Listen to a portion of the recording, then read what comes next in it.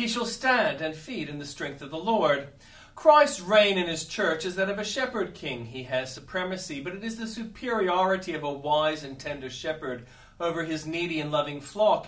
He commands and receives obedience, but it is the willing obedience of the well-cared-for sheep, rendered joyfully to their beloved shepherd, whose voice they know so well. He rules by the force of love and the energy of goodness. His reign is practical in its character. It is said, he shall stand and feed. The great head of the church is actively engaged in providing for his people.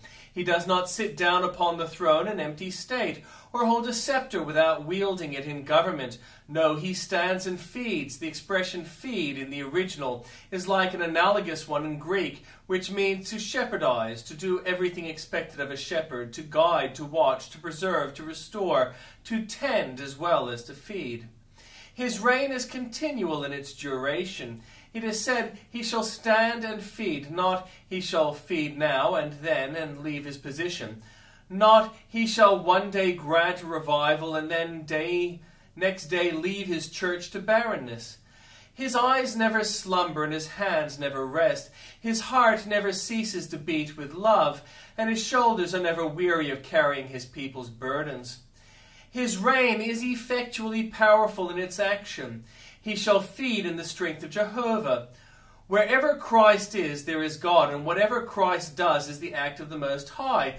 Oh, it is a joyful truth to consider that he who stands today representing the interests of his people is very God of very God, to whom every knee shall bow. Happy are we who belong to such a shepherd, whose humanity communes with us, and whose divinity protects us.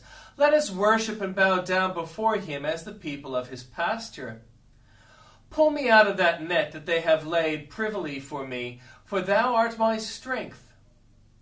Our spiritual foes are of the serpent's brood, and seek to ensnare us by subtlety.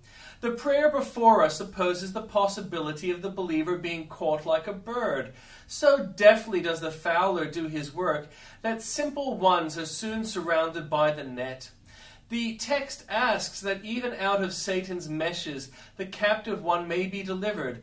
This is a proper petition, and one which can be granted from between the jaws of the lion, and out of the belly of hell can eternal love rescue the saint.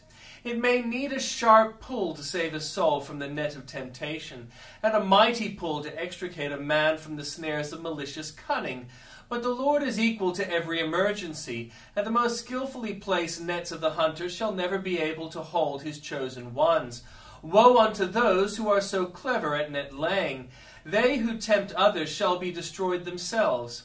For thou art my strength. What an inexpressible sweetness is to be found in the few words! How joyfully may we encounter toils, and how cheerfully may we endure sufferings.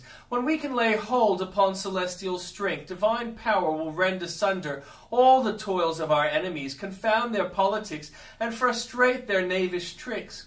He is a happy man who has such matchless might engaged upon his side. Our own strength would be of little service when embarrassed in the nets of base cunning. But the Lord's strength is ever available. We have but to invoke it, and we shall find it near at hand.